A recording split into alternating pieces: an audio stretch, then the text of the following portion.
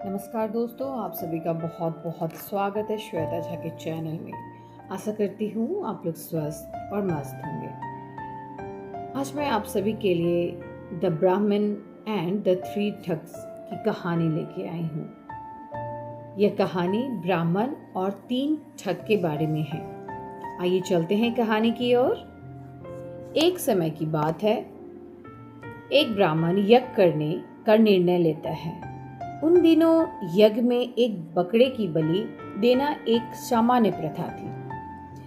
पास के एक गांव में ब्राह्मण का एक मित्र रहता था, जो अक्सर उसे छोटे दान से मदद करता था।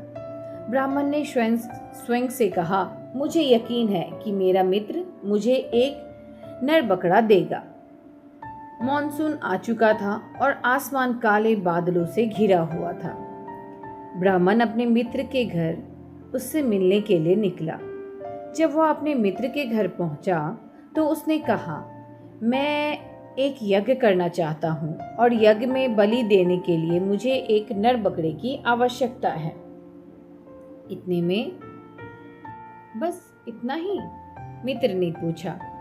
आप पीछे से एक नर बकरी ले सकते हैं। यह कहकर मित्र ब्राह्मण को पीछे ले गया और उसे एक नर बकरा दिया। लेकिन बकरा पीछे से इधर उधर दौड़ने लगा। अंत में ब्राह्मण ने उसे पकड़ा और अपने कंधे पर उठा लिया। फिर उसने अपने मित्र को धन्यवाद दिया और अपने गांव की ओर चलने लगा। आसमान काले बादलों से भरा हुआ था। बिजली चमकने लगी और बादलों के गर्जनों की आवाज सुनाई दे रही थी, जिससे माहौल थोड़ा डरावना हो गया था। डरने के बावजूद ब्राह्मण ने अपनी यात्रा जारी रखी। उसने सोचा, मुझे बारिश शुरू होने से पहले घर पहुंचना होगा। लेकिन वह इतना मोटा था बकरी कि वह तेजी से नहीं चल सकते थे। ब्राह्मण वह बहुत भारी था। इसी बीच 3 ठगों ने ब्राह्मणों को अपने कंधों पर बकरा ले जाते देखा। उन्होंने आपस में कुछ बातें की और फिर अलग अलग हो गए। जैसे ही ब्राह्मण थोड़ा और आगे बढ़ा, झाड़ियों में से एक ठग निकल आया। वह ब्राह्मण के रास्ते को रोकते हुए खड़ा हो गया। वह ब्राह्मण को आश्चर्य से देखने लगा। ब्राह्मण ने पूछा, आप मुझे इस तरह से क्यों देख रहे हैं?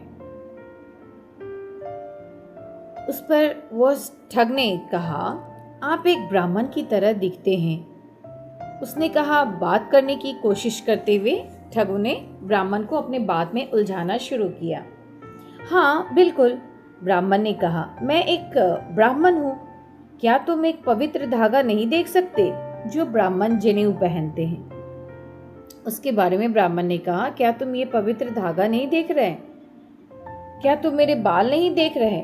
चूंकि ब्राह्मण एक शिखा रखते हैं, अपने पीछे लंबे थोड़े से बाल रखते हैं, जिसको शिखा कहते हैं। उस पर ठग ने कहा, हाँ मैं देखता हूँ, इसीलिए मैंने आपसे कहा था कि आप एक ब्राह्मण की तरह दिखाई देते हैं। लेकिन उस पर ब्राह्मण ने कहा, लेकिन क्या? ब्राह्मण ने पूछा। एक ब्राह्मण होने के नाते आप अपने कंधों पर एक मरा हुआ कुत्ता कैसे ले जा सकते हैं? ठग ने पूछा, चौंकने का नाटक करते हुए। ब्राह्मण ने कहा, क्या तुम ठीक से नहीं देख सकते? ब्राह्मण ने गुस्से में ठग से कहा, क्या यह जानवर तुम्हें एक मरा हुआ कुत्ता दिखाई देता है? यह एक बकरा है, एक नर बकरा। मुझे लगता है यह आदमी पागल हो गया है। ठग ने बुदबुदाया, थोड़ा सा फुसफुसा के कहा, धीरे से। कोई आश्चर्य नहीं कि वह इसे एक मरा हुआ कुत्ता कहता है, एक नर बकरा। यह कहकर ठग अपने रास्ते चला गया। ब्राह्मण को ठग की टिप्पणियों से कोई फर्क नहीं पड़ा। वह हंसता रहा और अपनी यात्रा जारी रखे। जैसे ही वह थोड़े और आगे बढ़े, अचानक एक गहरी छाया झाड़ियों से निकली। ब्राह्मण एक पल के लिए डर गए लेकिन फिर वह छाया की ओर चले गए और उसने देखा वहां एक आदमी खड़ा था जो उसे घूर रहा था। यह आदमी मुझे क्यों घूर रहा है? ब्राह्मण ने सोचा। अचानक बिजली चमकी।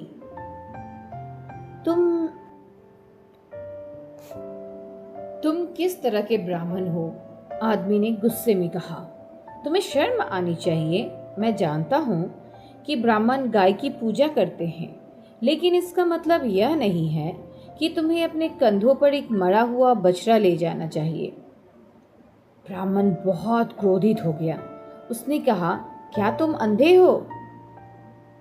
क्या तुम देख नहीं सकते कि मैं एक नर बकरा ले जा रहा हूं और एक मरा हुआ बछड़ा नहीं? ठीक है, आदमी ने कहा, मैंने तुम्हें वही बताया जो मैंने पहले देखा था।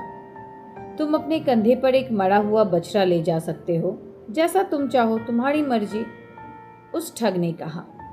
यह कहकर दूसरा ठग अपने रास्ते चला गया।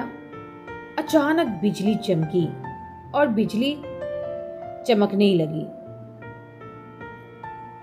क्या मैं एक राक्षस को ले जा रहा हूं जिसने एक नर बकरे का रूप ले लिया है?